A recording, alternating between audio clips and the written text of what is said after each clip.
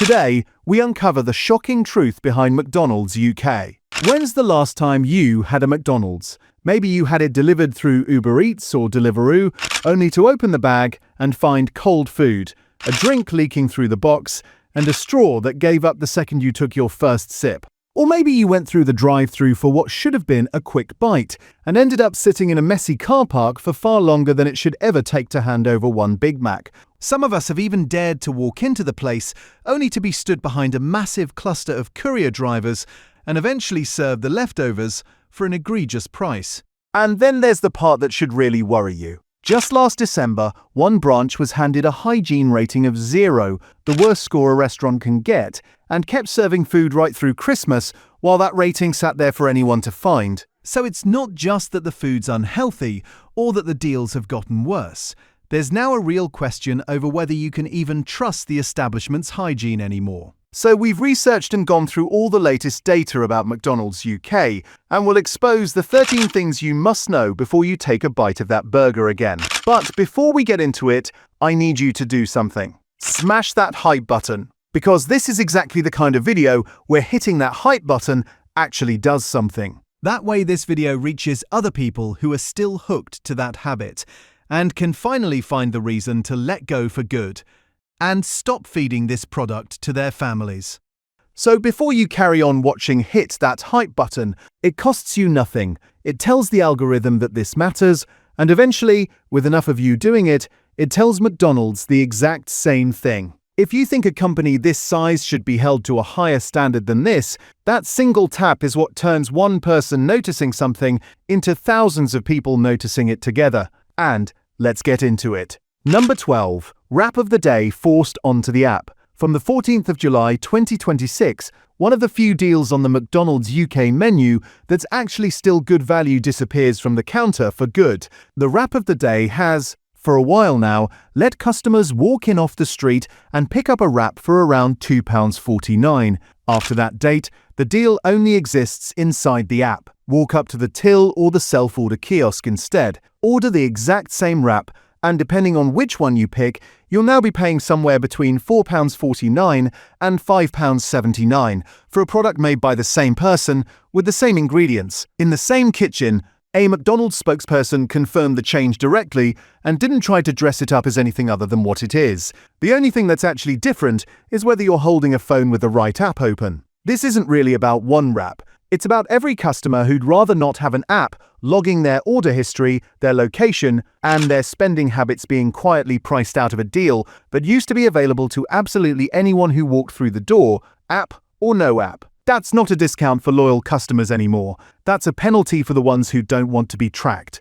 Plain and simple. And it's the first of several moves on this list that all point the same way. Toward a company that increasingly only wants to talk to you through a screen it controls across all roughly 1,450 of its restaurants in the UK and Ireland. Number 11. Food for thoughts gutted. For years, one of the quieter reasons people kept going back to McDonald's wasn't really about the food at all. It was food for thoughts. Parents could load a meal worth £2.99 onto the app for their child, and that was it. A proper kids' meal sorted in seconds, no faffing about with cash at the counter while a queue built up behind them. For millions of families across the country, this turned into a genuine habit, the kind of small, reliable convenience that gets baked into a weekly routine without anyone really stopping to think about it. The sort of thing that quietly decided where a tired parent ended up taking the kids on a Tuesday after school. On the 22nd of May this year, that changed completely. Instead of a standalone meal for £2.99,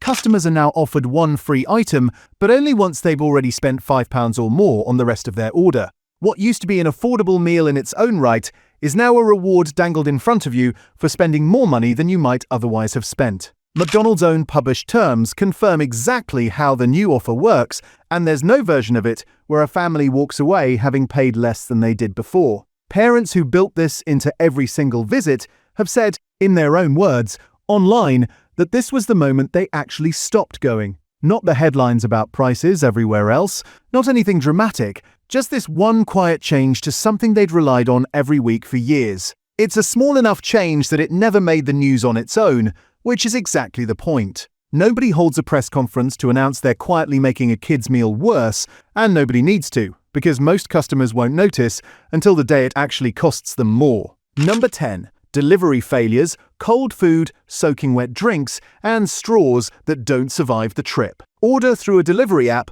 and you're rolling the dice on several things going wrong at once. Customers describe again and again in review after review. Fries missing entirely from a bag that was supposedly checked before it left the building, and food that's stone cold by the time it actually reaches the door, because somewhere between the kitchen and the customer, nobody seems to be timing anything properly. Customers also report drinks turning up soaking wet on the outside of the cup, dripping straight through the bag and onto everything else in the order, with no explanation ever offered for why it keeps happening so consistently. And because these problems tend to stack on top of each other rather than happen in isolation, a single missing item is one thing, but missing fries, cold food, and a soaked-through bag arriving together is exactly the kind of order that turns someone off using delivery from there again at all, no matter how convenient it looked when they tapped the order through in the first place. Then there's the straws. Back in 2018, McDonald's switched every one of its 1,361 UK and Ireland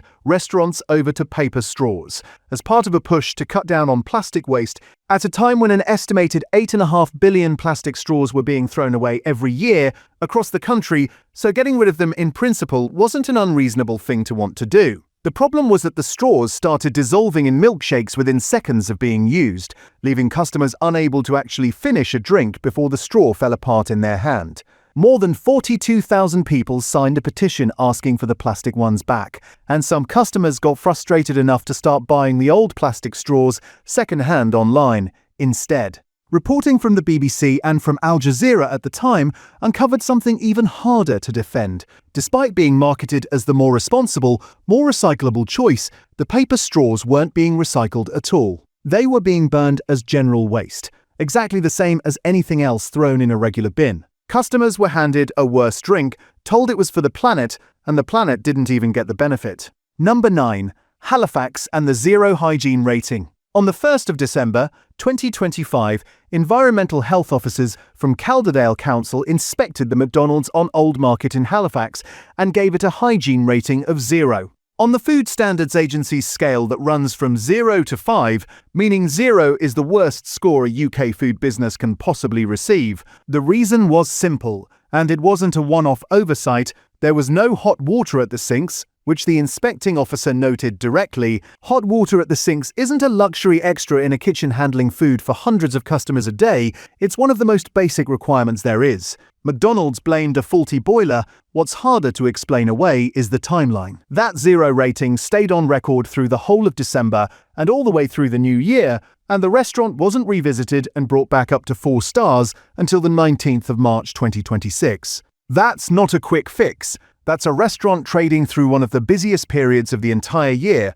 on the lowest hygiene score it's possible to receive. With nobody outside Calderdale aware of it, unless they happen to check the rating on the door themselves, this is one branch out of roughly 1,450 across the UK and Ireland, and it would be unfair to suggest every single restaurant is run this way. But it's a real, dated, council-confirmed example of exactly what happens when costs get squeezed hard enough at the franchise level, the kind of squeeze that doesn't show up on a sales chart until it's already cost somebody their trust. The story barely travelled beyond the regional press at the time, which is exactly the problem because it raises an obvious question worth asking the next time you're handed food across a counter. How would you actually know if the place you were standing in had failed this badly? Unless you went looking for that rating yourself. Let us know in the comments whether you've ever actually checked the hygiene rating on a McDonald's door before, because the honest answer for most people is probably not. Number 8. The advertising spend and the marketing boss who didn't last a year.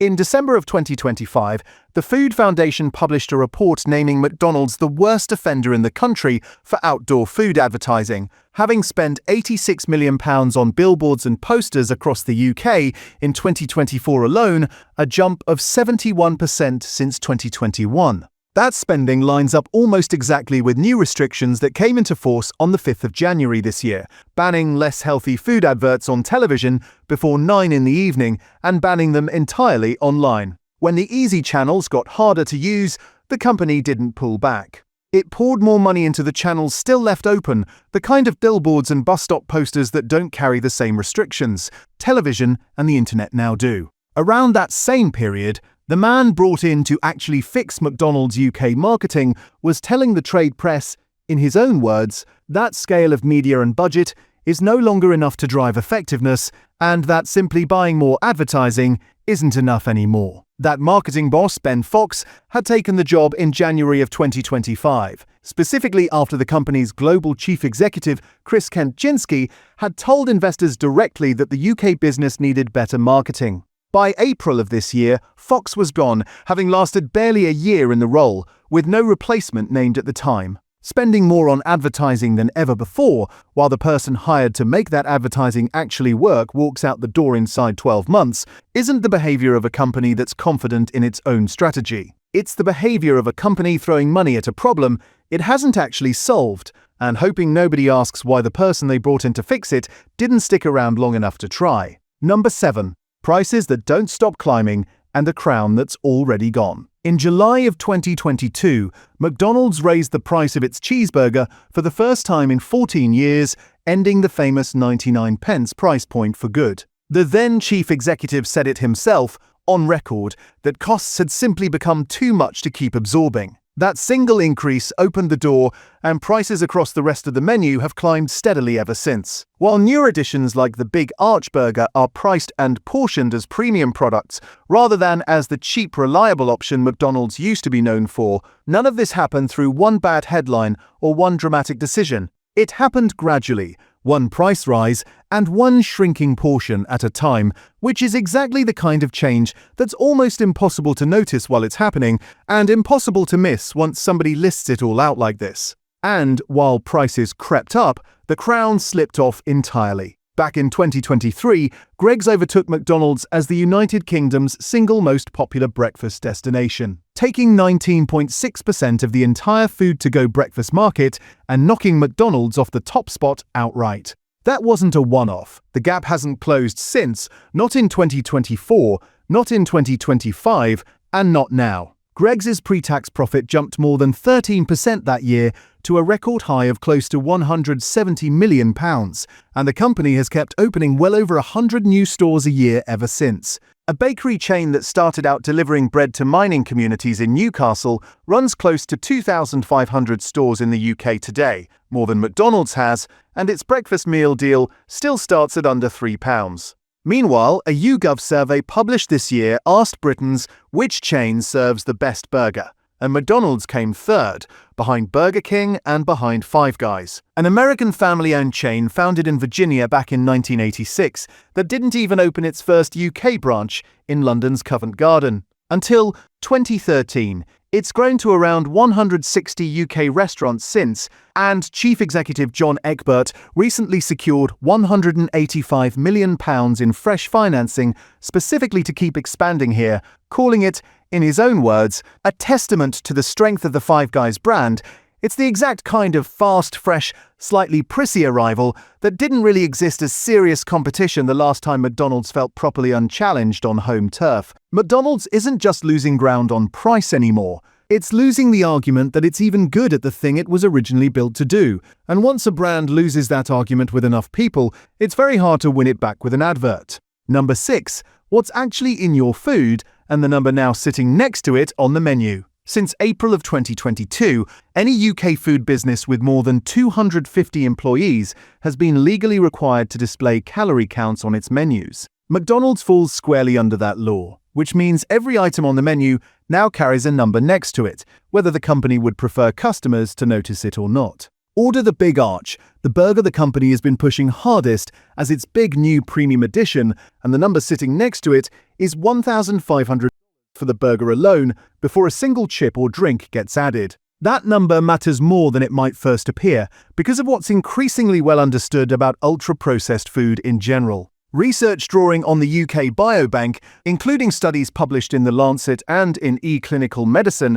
along with an umbrella review published in the British Medical Journal in 2024, covering 45 separate meta-analyses and very nearly 10 million people in total, has found that higher intake of ultra-processed food is consistently associated with a higher risk of heart disease, type 2 diabetes, obesity, and significantly worse long-term health outcomes overall. That review put the increased risk linked to heart health as high as 66% among the highest consumers, obesity risk 55% higher, type 2 diabetes risk 40% higher, anxiety and low mood risk around 22% higher, and overall health risk from any cause at all 21% higher.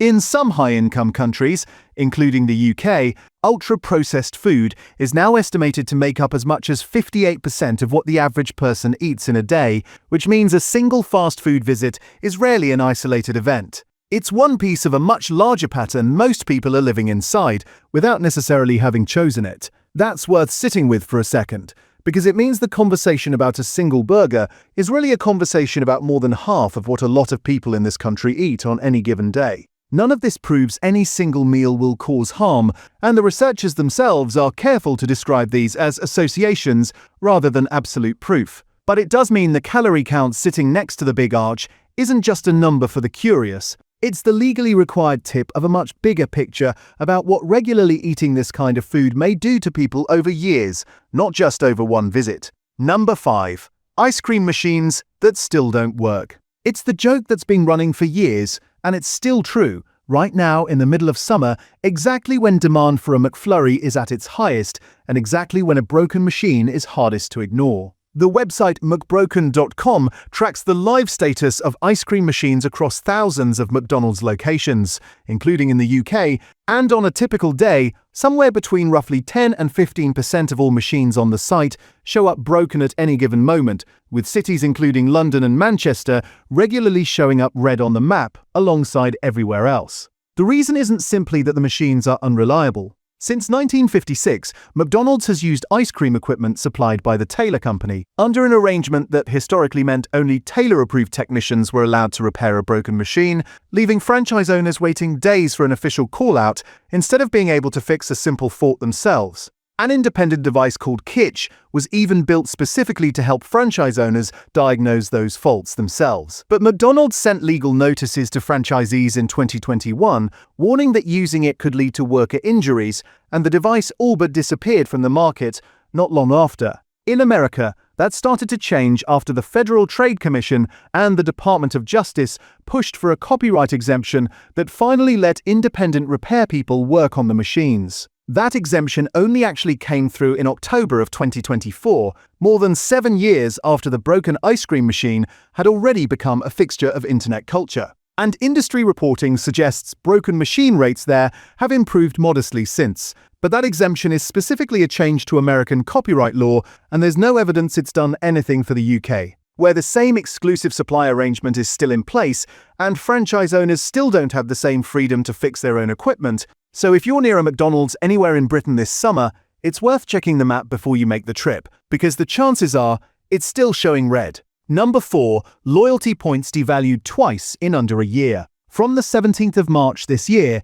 McDonald's quietly raised the number of points needed to reach the first reward tier in its loyalty scheme, from 1,500 up to 2,000, exactly as published in the company's own rewards terms. On its own, that already means customers needing to spend roughly a third more than before to get the same free item. But there was a second change layered on top that most people didn't notice straight away. The points themselves now expire after 6 months instead of 12. Save up slowly, the way the scheme always encouraged people to do, and there's now a real chance your points disappear before you ever get the chance to spend them. For anyone who doesn't visit every single week, 6 months is a real practical difference, not just a number buried in a page nobody reads. 2 changes like that announced together aren't a coincidence. They're 2 different ways of making the exact same reward harder to actually receive, dressed up as routine updates to the terms and conditions that almost nobody reads in full before tapping accept. Loyalty members matter more to McDonald's than most people probably realize.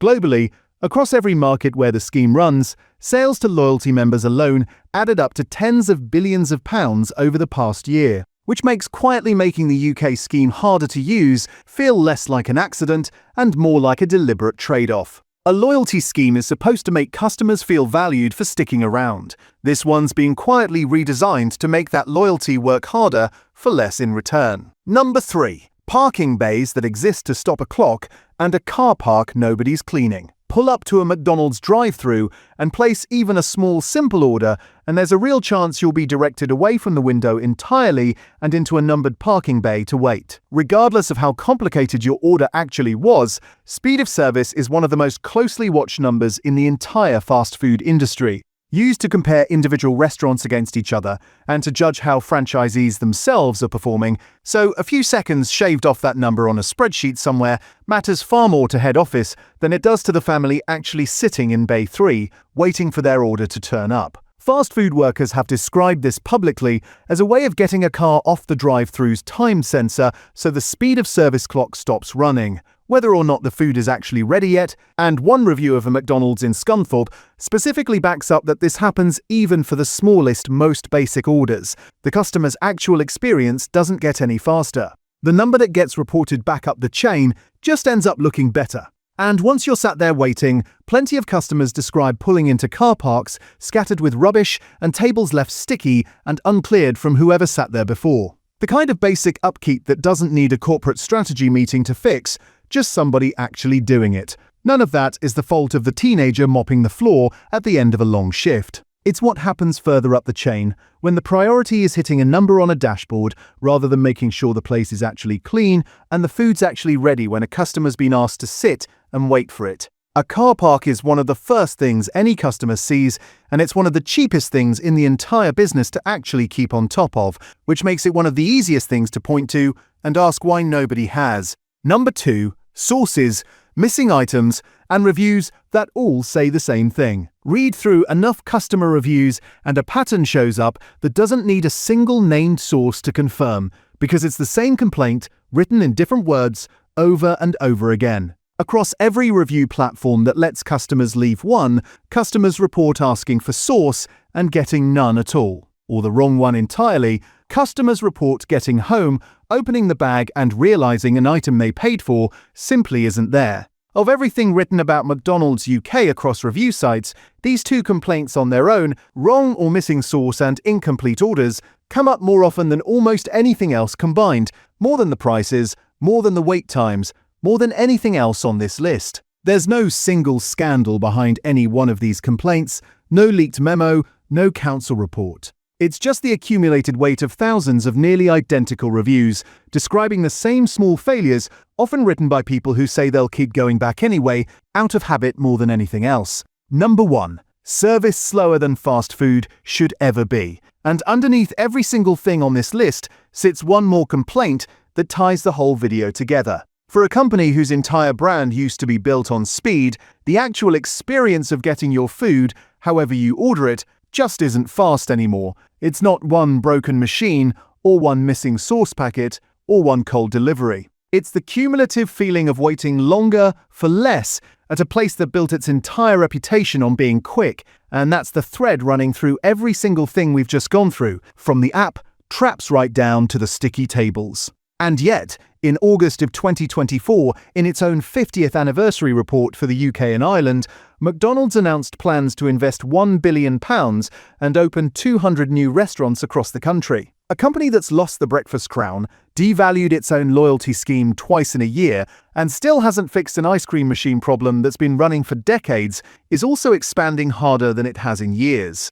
Maybe that's genuine confidence in where the business is heading. Or maybe it's a land grab, designed to lock in market share before enough people clock everything we've just walked through together. Either way, it's worth remembering the next time a brand new McDonald's goes up near you that it's the exact same company we've just spent the last several minutes talking about, and none of what we've just covered has actually been fixed yet.